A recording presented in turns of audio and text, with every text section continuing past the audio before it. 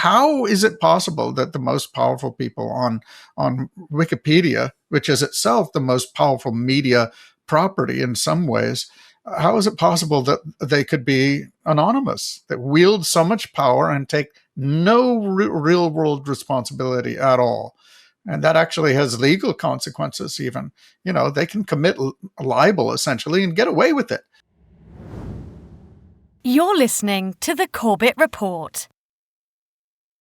Welcome back, friends. Welcome back to the Corbett Report. James Corbett here, coming at you in July of 2026. And if you are the sort of person who follows these types of things, you may have heard about something called Wiki Project Intellectual Diversity, which is a group that is aiming to help restore Wikipedia's original firm commitment to intellectual diversity by doing such things as promoting fair decision-making, genuine neutrality, transparent governance, and responsiveness to the public. Who could disagree with those principles? Well, the Wikipedia editors could disagree, of course. So it will probably come as little surprise to people in my audience, at any rate, that the person behind this Wiki Project Intellectual Diversity has been indefinitely blocked from editing on Wikipedia.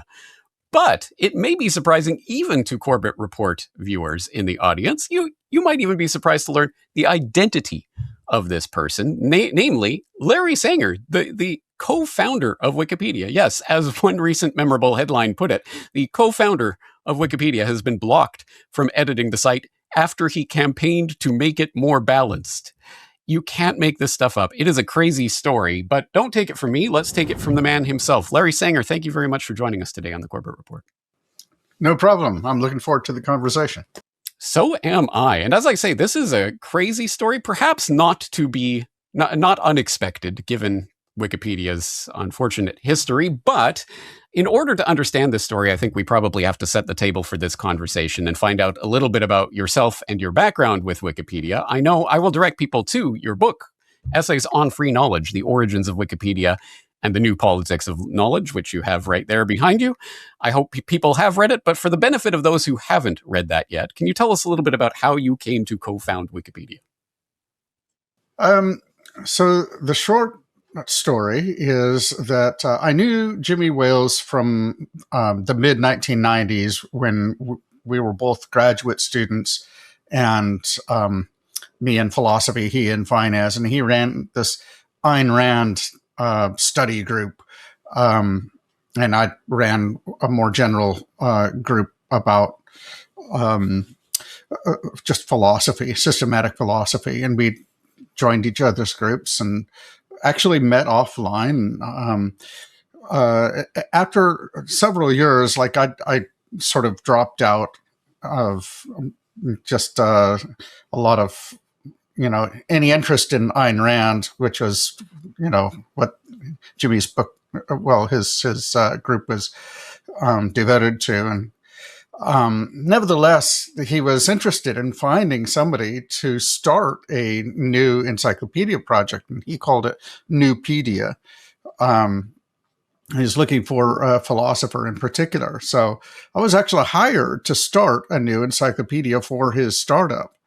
And this very cool project, right? I mean, to fall in my lap. But it was a year into the development of Newpedia, essentially, that a friend told me about wikis. And it occurred to me that the problem that we had with recruiting people and getting people to simply to work for free on an encyclopedia would be solved by, perhaps anyway, by a wiki. But the people with Newpedia wanted to have nothing to do with Wikipedia, with a wiki at all. So it wasn't even called Wikipedia yet. Because they rejected the idea of a Newpedia wiki, we started Wikipedia. That was my name for it. And I wrote a lot of the initial policy and so forth, which guided the site for many years, actually. And in the end, though, after another year and change, I was let go because basically the funding for for Wikipedia collapsed along with the collapse of the dot-com boom, basically. So and then a year after that, so now we're talking about the beginning of 2002.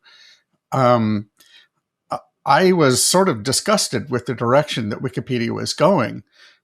It was expanding enormously, which was, gratifying, but it was being dominated by people that we back in the 1990s would have called trolls. And Jimmy Wales seemed to be uninterested in doing anything about that problem. And denied even that it was a problem. Whatever. So I washed my hands of Wikipedia long ago. I could have stuck with it. I'm rather glad that I didn't. I would have been ousted much sooner if I had, I suppose. So that's maybe to your credit, given what Wikipedia has become. But let's talk about some of those original principles that you had a part in shaping of this Wikipedia project. So ideas and ideals like neutrality, no original research, be bold, verifiability, etc. These are core tenets of the Wikipedia idea that you helped to develop. Talk about that process. Sure. So the neutrality policy actually began life with Nupedia, and the whole idea is if in a given article there are a number of positions you cannot represent anyone as being that of the article writers. You can't use Wiki Voice, as it's called, to express one point of view on controversial issues. That's the fundamental idea of neutrality. It really has nothing to do with objective truth.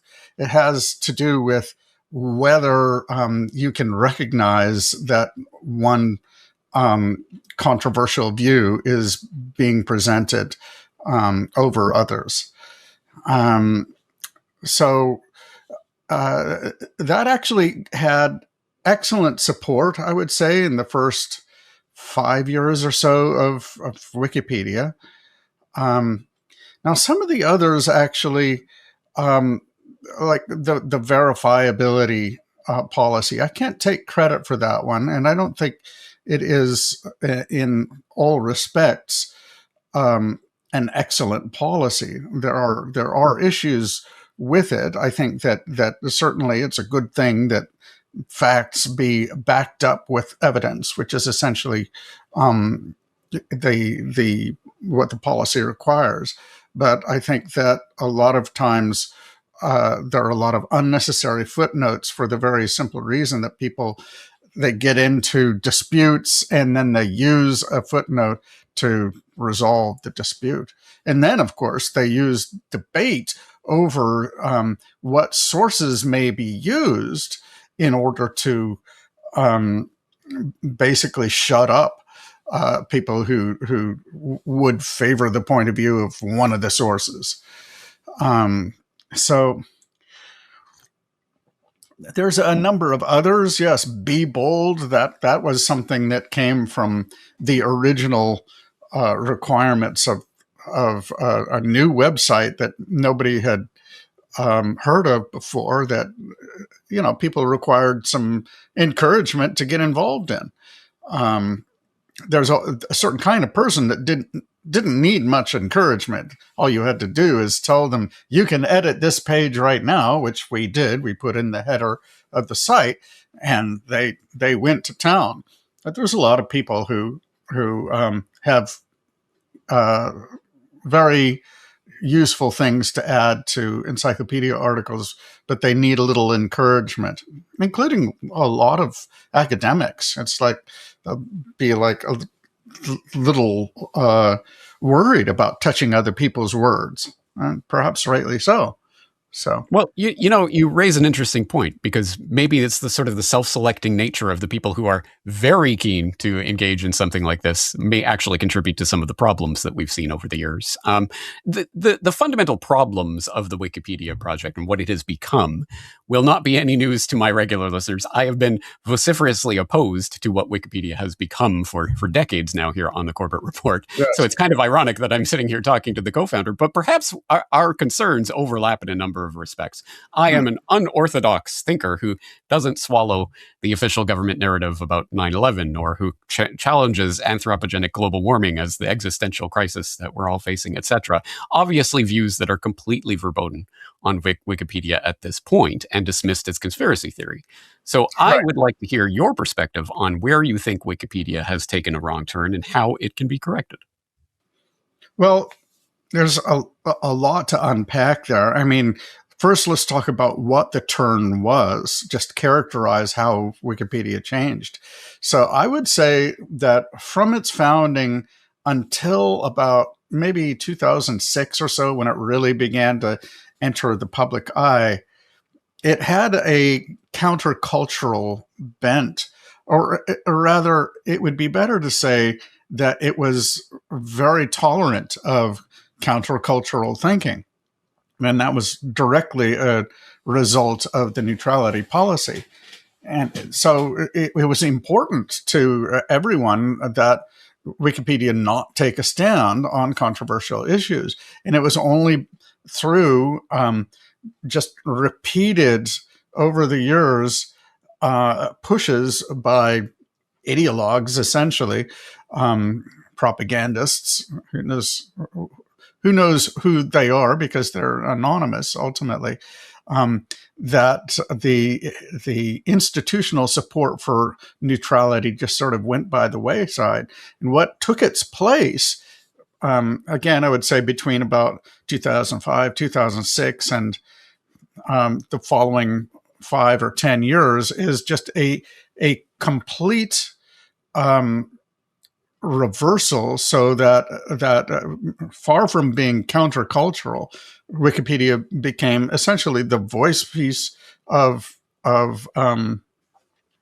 the establishment.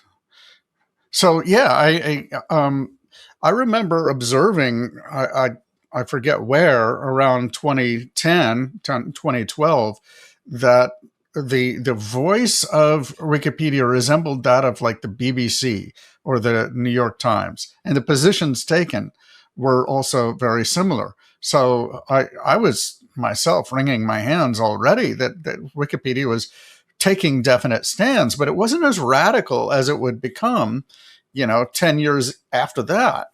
I would say around the time of Trump's election and Brexit, so about 2016, just when the mainstream media, it made its massive pivot to Fox News and MSNBC style opinion journalism, which was very noticeable at the time, at least it was to me.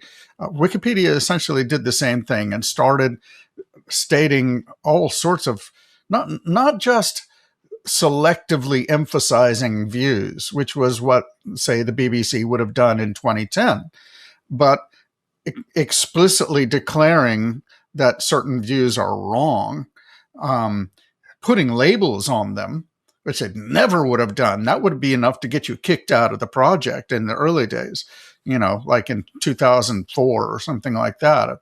If you were to say that a standing president is telling lies, for example, repeatedly in your prose,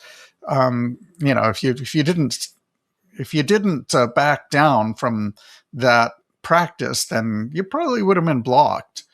And now it's quite the opposite. If you defend Trump, you're going to be blocked pretty quickly. So that's the nature of the change, essentially.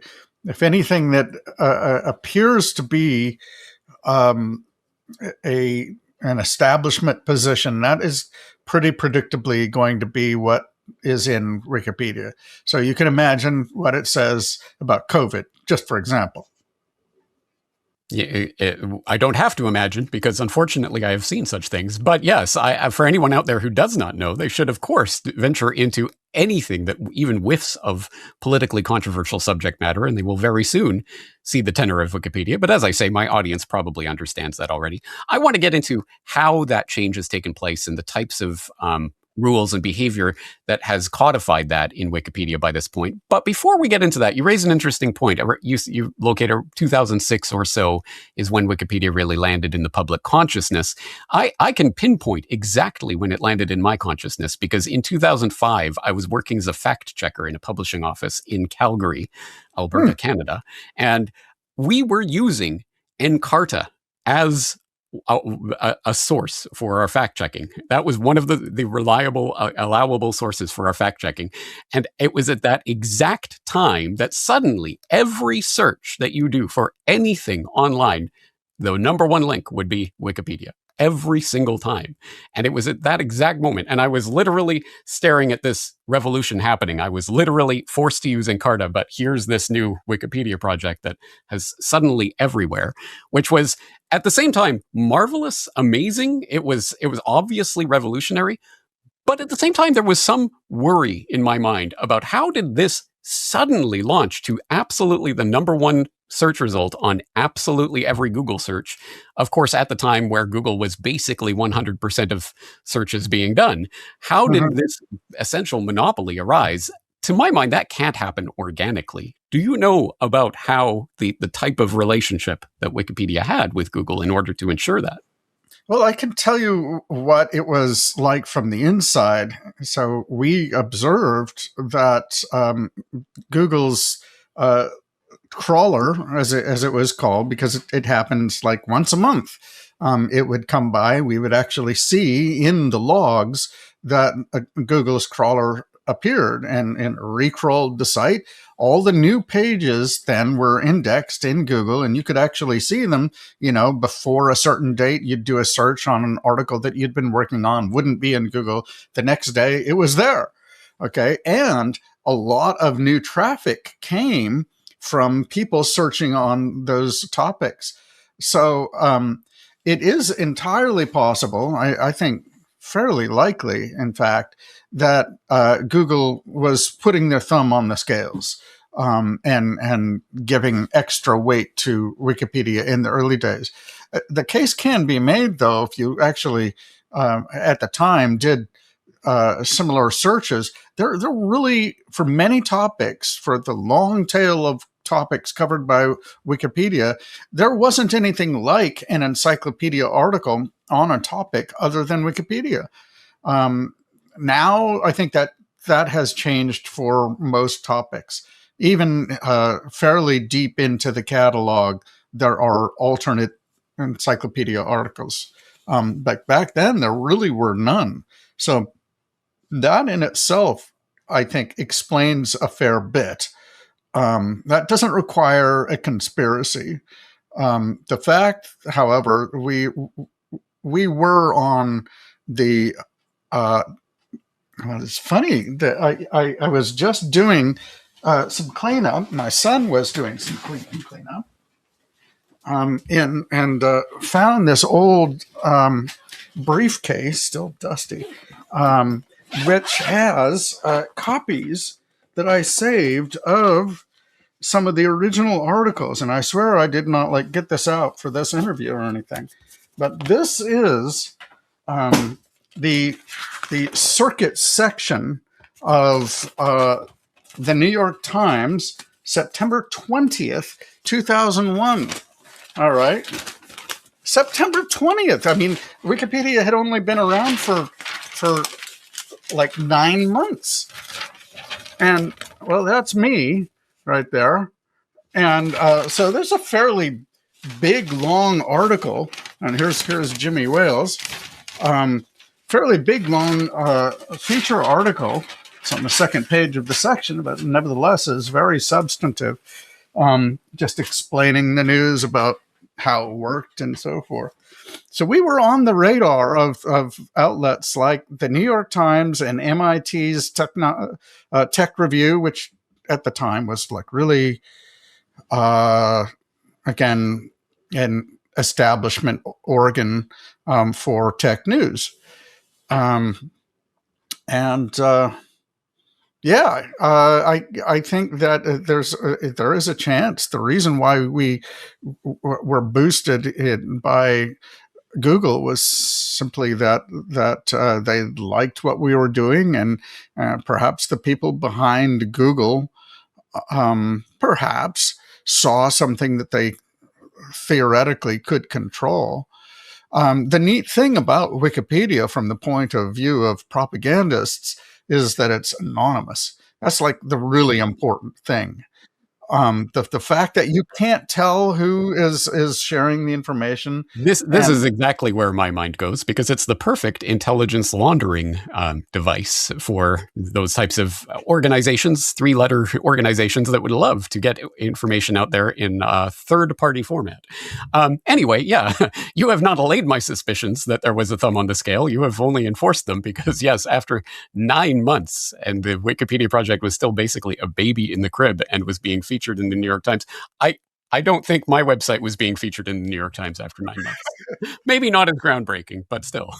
Anyway. We had taken off. Like by then, I think we already had like 10,000 articles or something like that, or they were mostly stub articles, right? Very short. Nevertheless, it was something. It was a phenomenon. I think it's very clear. So, well, as I say, it struck me as a revolution that was happening, and that was palpable and tangible, and that you could be a part of, which of course is part of the allure. But we've already broached some of the fundamental problems that obviously have corrupted, or at least driven Wikipedia along its path. For example, the anonymous nature of the editors. We've talked about the verifiable sources, yes, of course, but which sources are allowed and which are disallowed.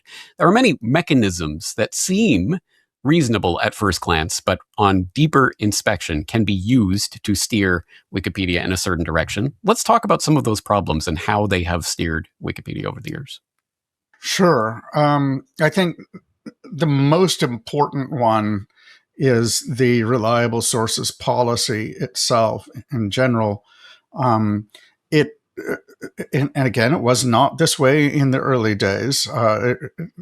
Some of these rules were not introduced until like 2005, 2006, when things really started changing a lot in terms of the policy. Generally, you're discouraged from using primary sources. And the reason for that is that if you use a primary source, then you're going to be giving your own interpretation of that, which sounds like original research. So that's the thinking behind it. And an encyclopedia article is not supposed to have original research. Now, I think that's a misinterpretation of those policies. And what it means is there's all kinds of information in primary sources that will never be seen in Wikipedia, apparently, which actually gives a huge opening, by the way, to Grokpedia or any other encyclopedia that is willing to cover the primary sources. But a more serious problem, especially since 2010, and then it was really codified around 2017, is on a subpage of the reliable sources page, policy page. It's called reliable sources / perennial sources. And this has a list of literally hundreds, I think it must be over 1,000 different sources from all around the world on many different topics, mostly news sources, but other kinds of sources as well. And they're all color-coded in terms of how open Wikipedia is to using them. So the green lit ones include things like the New York Times and even Mother Jones, and again, the BBC, Die Welt, and Le Monde, these sorts of things. The establishment organs can be used. Then there are ones that are yellow, which means use with caution. Prefer another source if another green lit one is available. But if information is in one of those yellow sources and can't be found in other sources, then generally speaking, maybe if it is properly attributed, then it can be used. And there's a number that are like that. I think Reason magazine, if it isn't green lit, then it's yellow.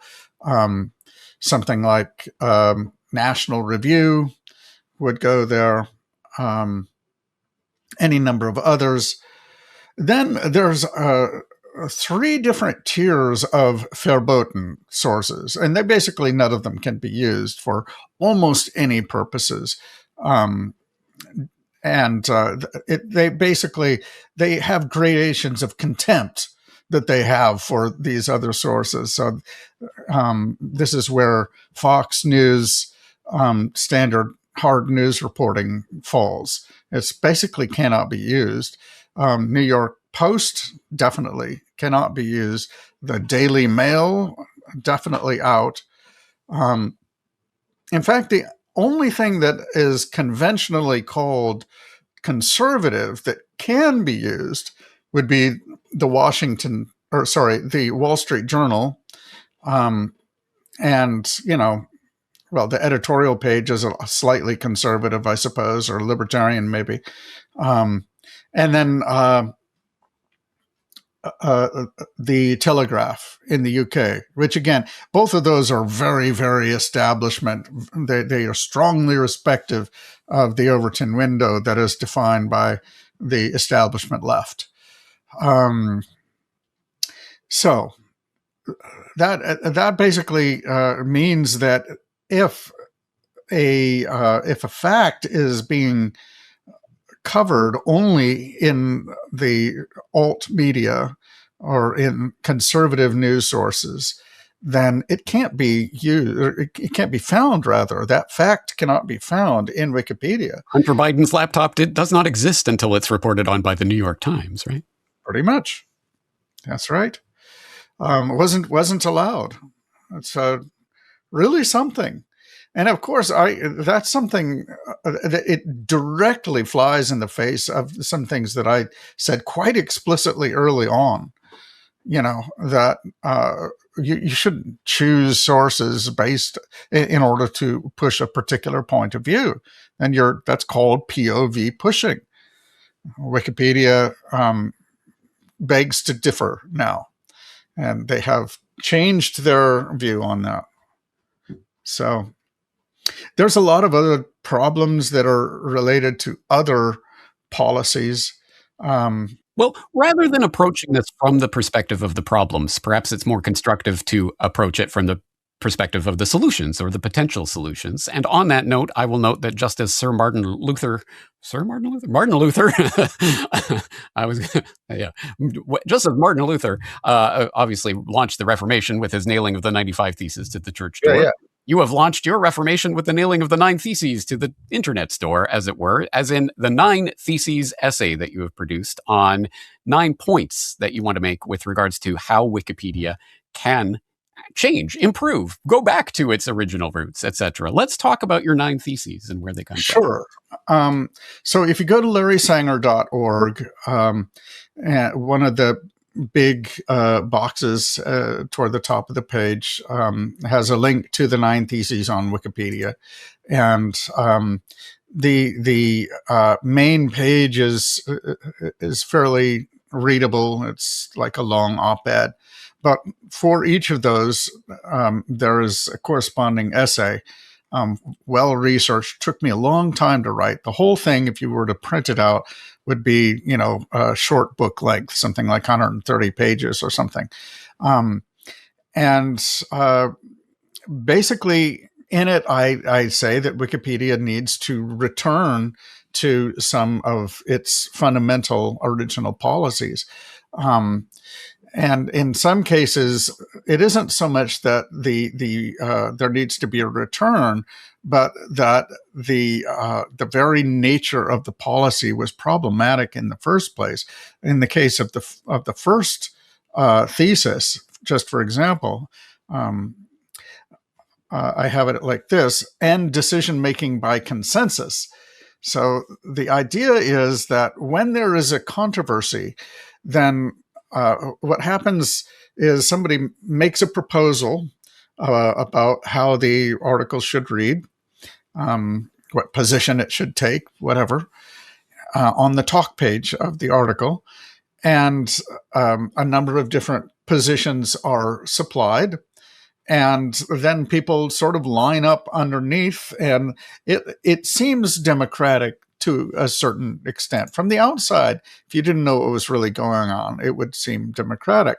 At some usually unspecified time, like generally it's supposed to be when the discussion is dwindling, when it's dying down, then somebody steps in and closes the discussion, right? And the closer simply declares what the consensus of the group is. Now, this is supposed to be decision making by consensus, but there never was a sense of the word consensus in which such a thing was properly called a consensus. That is simply a majority position. Correct me if I'm wrong, but wasn't this invoked in your banning? In what? The consensus? Wasn't this principle invoked in your banning? It was the consensus. It was, but it was not used in the same way, right? So even back in 2001, when we first started working on Wikipedia, the reason that we talked about consensus at all is that in the original wiki culture that predated Wikipedia itself, the way that controversies were settled was by a consensus statement about all of the different positions that appeared in a discussion. All right. And then what was discussion mode became documentation mode. All right. And the documentation of the discussion had to represent a consensus position in the sense that everyone recognized that their view was respected. Okay. That is not how it works at all anymore, right? And for a while, that's actually how the neutrality policy worked. You can find early statements by Jimmy Wales saying the purpose of the neutrality policy is to enable, it's like has a social purpose. It's to enable people with wildly different points of view to work together and ensure that their views are all respected. But now what it simply means is one person who is usually an administrator or somebody who has a lot of edits and understands the process very well and understands sort of like the mood of the community and so forth. They simply go in and they sort of bossily declare what the consensus is. And everybody else who isn't in the consensus has to shut up after that. Like, we may not talk. And at some future date, who knows, maybe 6 months, maybe a couple of years, a previously litigated issue can be relitigated. Yeah. So my proposal is simply that this making decisions by consensus, or at least, as I said, calling it a consensus, has to end. It's just wrong to insult the people who are left out of the consensus, to insult them by saying that, well, they're not part of the consensus, that indeed, that it's a consensus at all. I mean, that implies that they agree. What if I don't agree? So, and there's a number of other points in the 9 theses. We won't go through each and every one of them. We will direct people to larrysanger.org where they can read the entire essay. But I would like to focus for a moment on number 2, because it actually brilliantly addresses a sort of philosophical concern that I have when people talk about neutrality. Because, of course, neutrality, we should strive for neutrality. But as you put it in point number 2, enable competing articles, neutrality is impossible to practice if editors refuse to compromise. I would just end it at neutrality is impossible to practice, period, because it strikes me that absolutely any article on almost any subject you can imagine would eventually devolve into some people say X, some people say not X, and then there are other people who say X is a total distraction and we should be talking about C, man, or something like that. And it would devolve into essentially a useless tool at that point. But the idea of enabling competing articles, I think, is a nice solution to that. Tell us about that idea. So the idea is that, yes, if editors refuse to compromise, and Wikipedia is now led by uncompromising editors, then we can, theoretically at least, designate other competing, as I call them, frameworks that could be used to write articles from. So what if I want to take a conservative Christian framework and say what they think about the topic of Yahweh, which is, the name of the God of the Bible, right? It seems like some really important information has been left out if an article that would please such people, even if they're trying to aim at neutrality within their framework, if their information is essentially left out, which it is in Wikipedia's article on Yahweh, it represents a skeptical view. So that's very interesting. It takes, in fact, a globalist, academic, secular, and progressive view. And if you put that together, globalist, academic, secular, progressive, GASP is the acronym. That just represents one favored perspective, one framework. So I think there's no reason why we can't have a number of competing articles all on the same, all named the same. So just imagine what it would be like to have 10 different competing articles about Donald Trump, for example. You can have the ordinary Wikipedia view, which is going to represent more or less the Democratic Party at this point. Let's be honest. It'd be interesting to see what the Republican Party would have.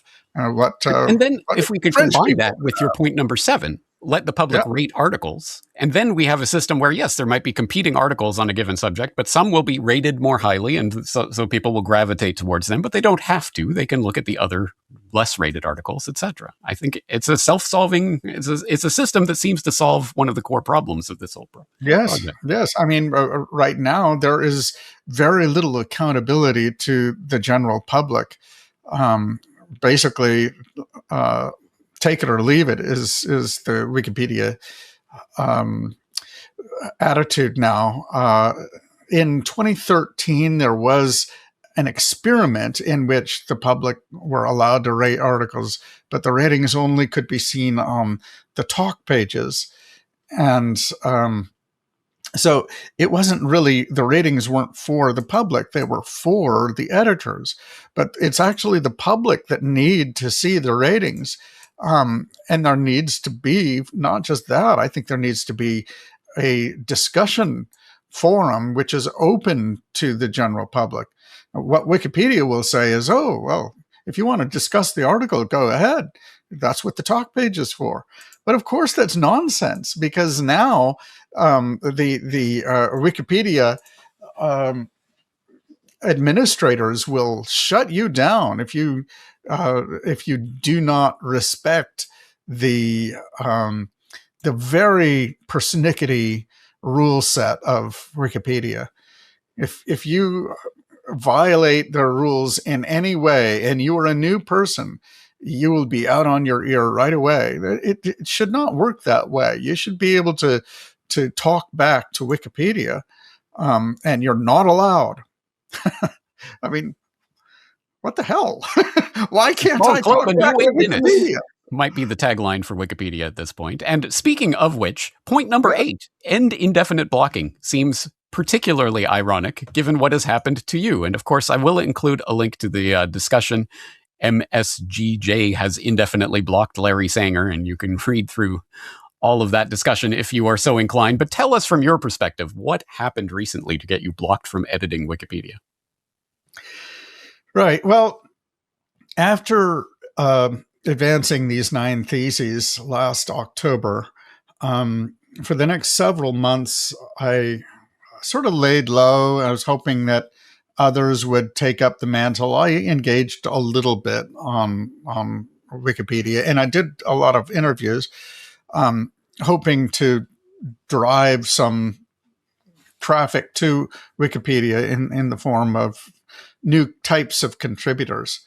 And in the end, as part of my work on the Knowledge Standards Foundation, which is my nonprofit, I decided this year to spearhead a reform movement that would put a lot of the 9 theses in a suitably broad form, so that we didn't explicitly favor the particular solutions, but simply agreed about what the problems were, to create purposely a big tent.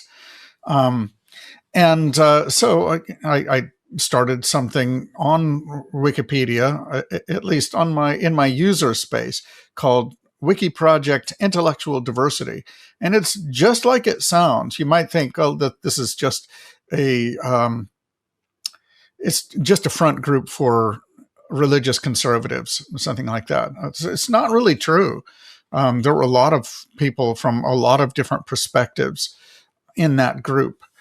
I encouraged people, Hindus and, Israelis and many different kinds, to join. So finally, we had enough people, almost 30 people had declared their support. And it looked like there was enough support to be approved for the Wiki project, as it's called, to be approved by the administration of Wikipedia. Essentially, there's a special Wiki Project Council, right? So when that happened overnight, there was suddenly this hullabaloo. I didn't realize that anyone cared that much about Wiki Project intellectual diversity. For the previous 2 months, I had been developing this project, and there was almost no comment at all. It's like they were saving all of their firepower for when I actually made the application. And when I did, I found myself actually, first of all, outnumbered. And the word had gone out to a number of the most popular policy discussion pages on Wikipedia. So there were dozens and dozens of people bad-mouthing me and bad-mouthing the project. And then somebody observed that that I had promoted Wiki Project intellectual diversity on social media. And to which I said, well, of course that's allowed. I mean, you're encouraged to recruit people for your Wiki projects. And it doesn't say you may recruit only within Wikipedia. Why wouldn't I be able to recruit people from outside of Wikipedia? And around about the same time, so this would have been the morning of Thursday, let's see here, I think it was about the 18th. Yes, the 18th of June. So it was actually, no, the next day. By the afternoon, I had been taken up at ANI, which is the Administrator's Notice Board Incidents page, because I had mentioned in an X post to the same people that I had, tried to recruit. There's a there's a controversy now going on. That was sort of a bemused post. I didn't say go and support me. I knew that would be wrong. That would be a canvassing. But the fact that I had mentioned it at all, even though if anybody else had done it for any other group, that wouldn't be canvassing for sure, right? It'd just be, oh, okay, we're debating this now. For that, I was brought up on charges of canvassing, and then the whole administrator class, as near as I can tell, possibly 200 people. I haven't counted them yet, but it's definitely over 100 administrators descended and read me out a litany of all of the complaints that they'd ever had about me.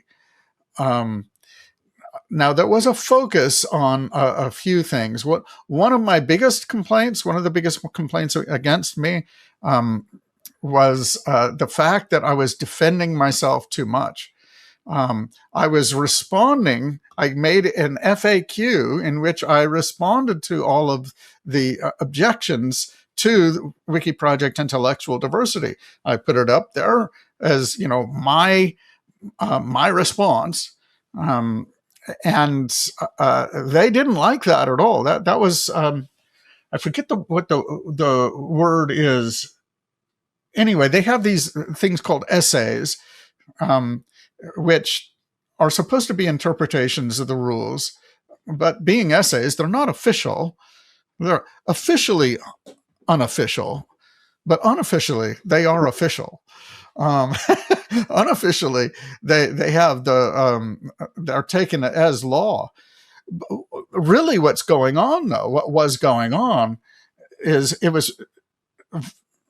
And this has happened 1,000 times, thousands and thousands of times before me. It doesn't matter what the rules say precisely. All that really matters is if there are enough people on one particular side. And, if they don't like you, then you're out, period. It doesn't really matter what the rules say.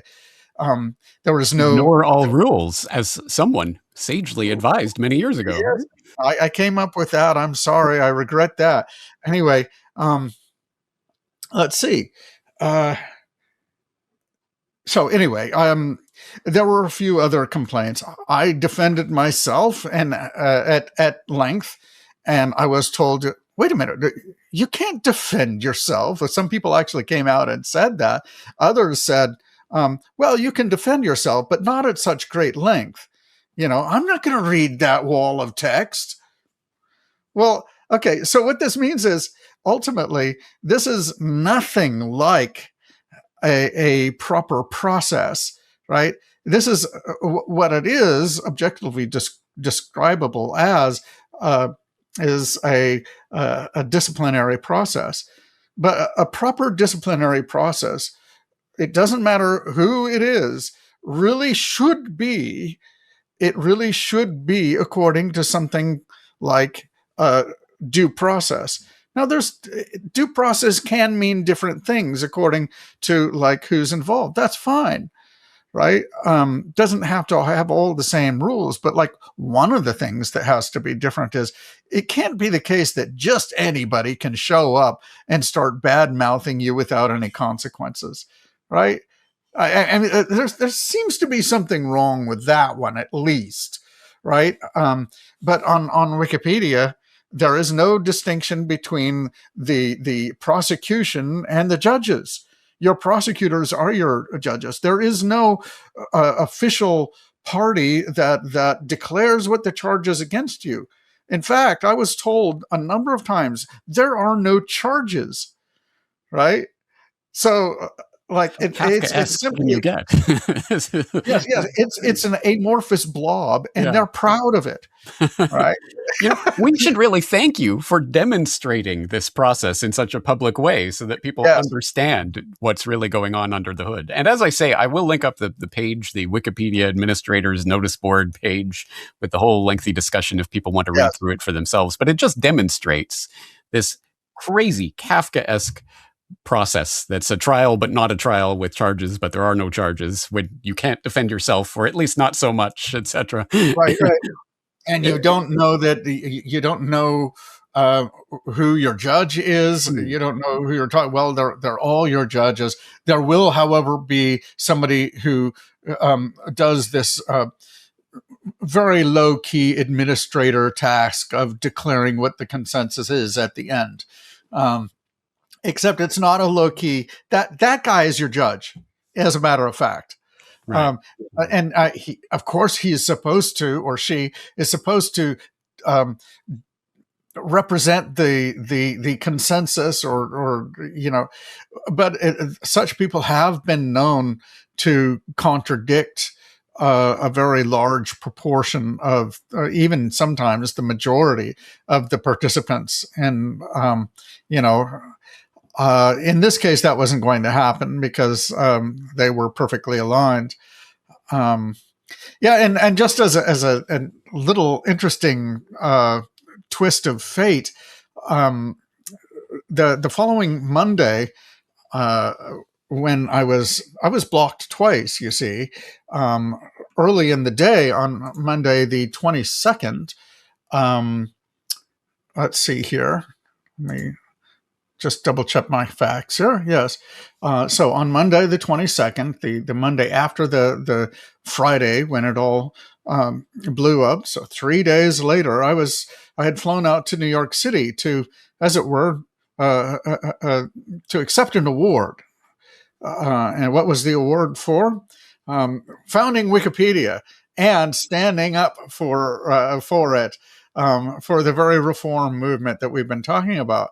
And so 2 hours after I was finally blocked the second time on that day, I received the award. And so I told the whole story in an abbreviated form to the people who gave me the award, Tablet Magazine.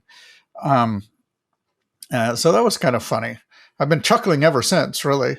I mean, it is ironic, but okay. So maybe the cynicism has finally corroded down to the bottom of my soul here. But call me cynical. But it seems that this, I mean, obviously, this whole sham trial, whatever this is, inquisition that has blocked you, it was never about what you did or didn't do, or what you said or didn't say, or how you defended yourself, or if you didn't defend yourself, because you had committed the ultimate thought crime on Wikipedia, which is you respected the one type of diversity that Wikipedia editors hate, which is intellectual diversity.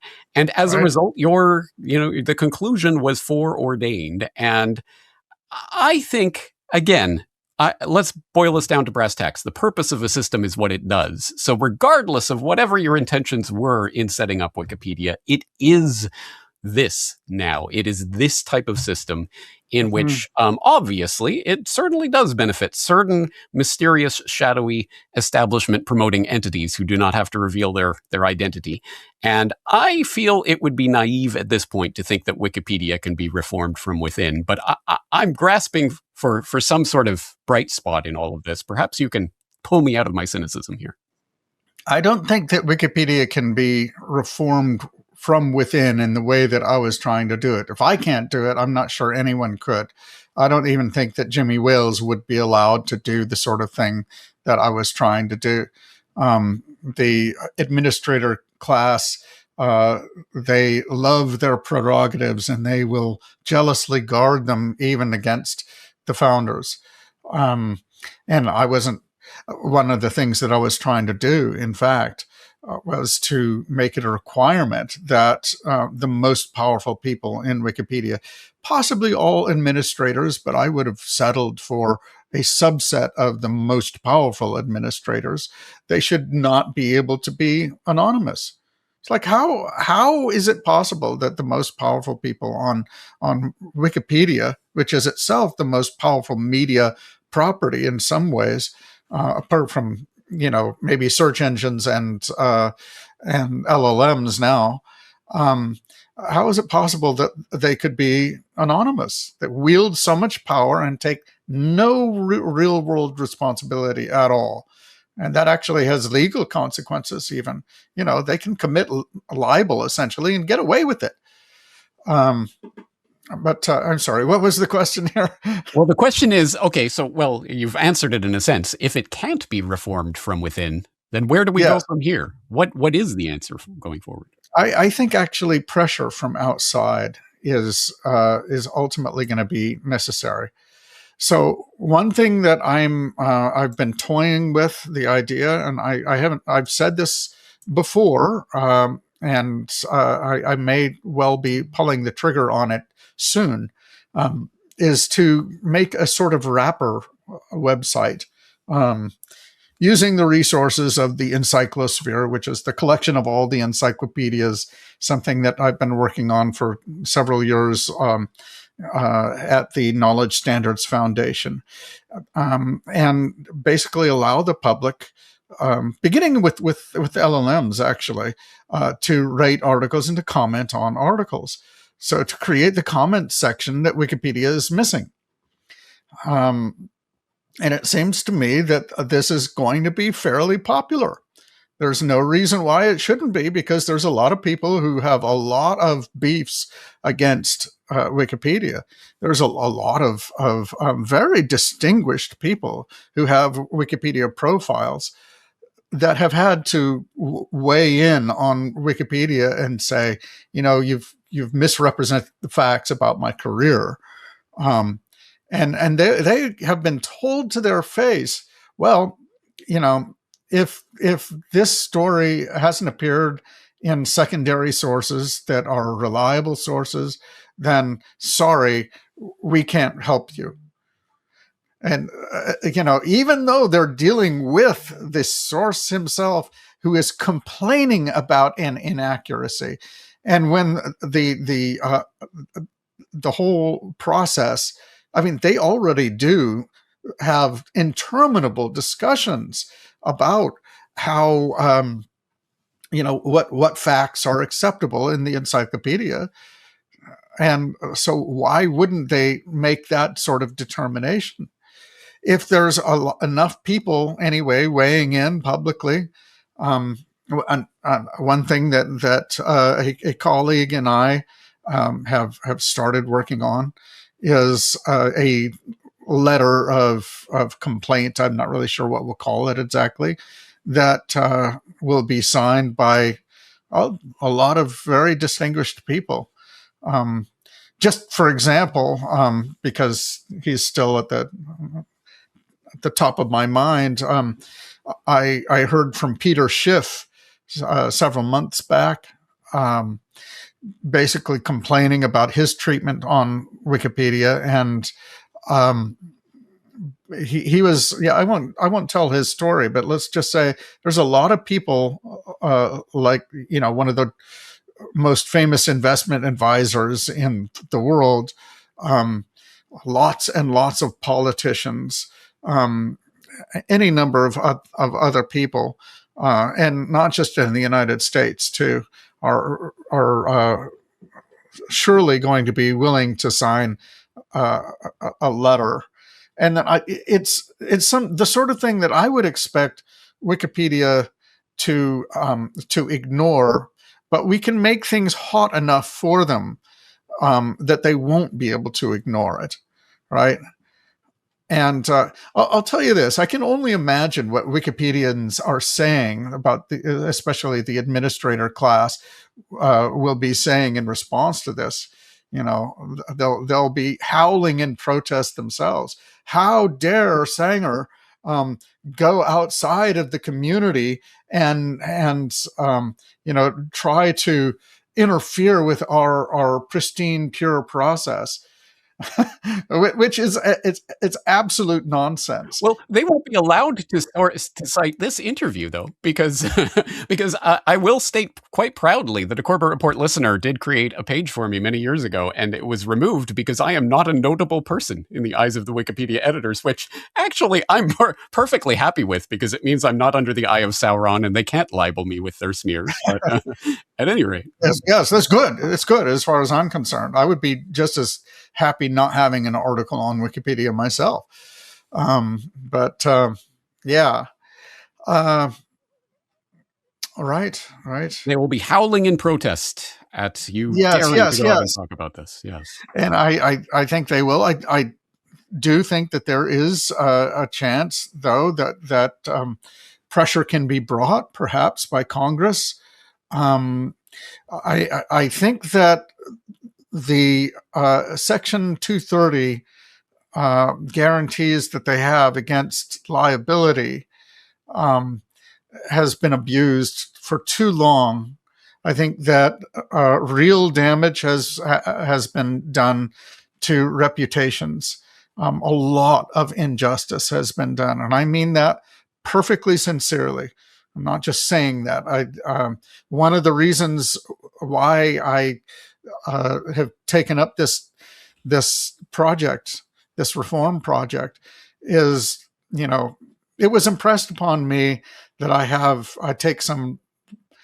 bear some responsibility for the damage that has been done to reputations by Wikipedia just by getting it started. And if I can actually do something about it, then I should. So that's my motivation anyway. And I'm not done.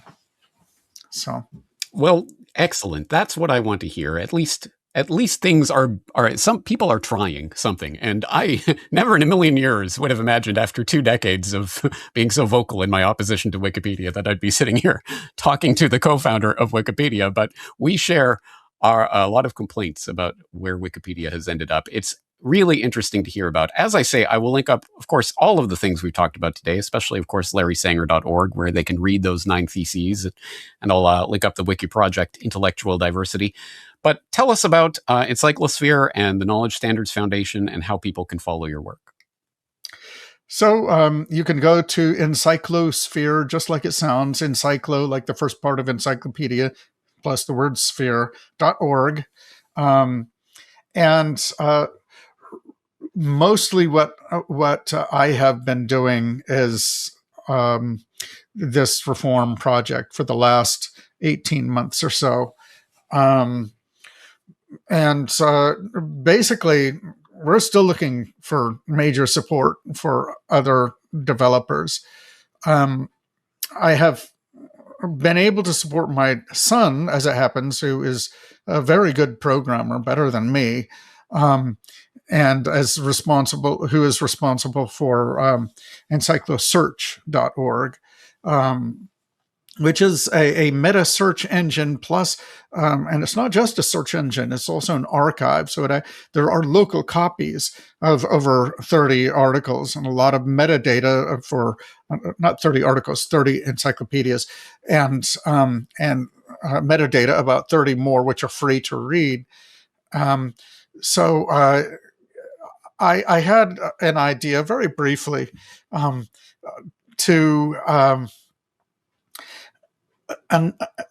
so the project is to allow people to document what books they have read, and in particular to put them in order of what I would read first and what I would read second. So I don't think anyone has ever done this before, but the idea is, if I read, say, Aristotle's Nicomachean Ethics, it would be a good idea to read certain dialogues of Socrates and Plato first. And so what I want to do is to create the database and the user interface that allows people to work together and share their ideas about what's worth reading and what should be read before what else. So it's not just another book review project, but it would be a project to put the books in order for educational purposes. And it shouldn't be long before we launch that, actually. So that'll be nice.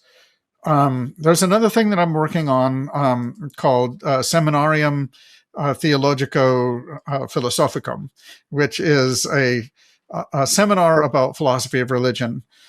Last month, I've sort of had to put it on hold because of all of this business. But I'm going to get back to it soon. We've been reading Aristotle's Physics, or in fact, right now in the middle of his prime mover argument. So I have taught philosophy of religion before 20 years ago. So I'm getting back into that online, and there's a lot of pastors and Bible study leaders and so forth involved, just trying to basically help with the philosophical education of mostly Christians, which I think is badly needed. So that's what I've been doing with myself. And another good place for people to follow me would be on X. I do hold forth on X a fair bit, and it's L Sanger is my handle. I will link that up in the show notes as well, of course, at CorbettReport.com. I hope people will make use of those show notes. I don't know about everyone else, but personally, whatever happens with Wikipedia and whatever way it goes, I'm more interested in Encyclosphere and ideas like that. So I think perhaps something to displace the Wikipedia monopoly would be welcome at this point. At any rate, Larry Sanger, we've already talked for over an hour, and we could probably talk for many more hours. I think we'll wrap up the conversation at this point, but hopefully we can have you on again in the future for updates about how your various projects are going. Thank you very much for taking the time to talk with us today. Absolutely. Happy to do it. Media. It surrounds us. We live our lives in it and through it. We structure our lives around it. But it wasn't always this way. So how did we get here? And where is the media technology that increasingly governs our lives taking us?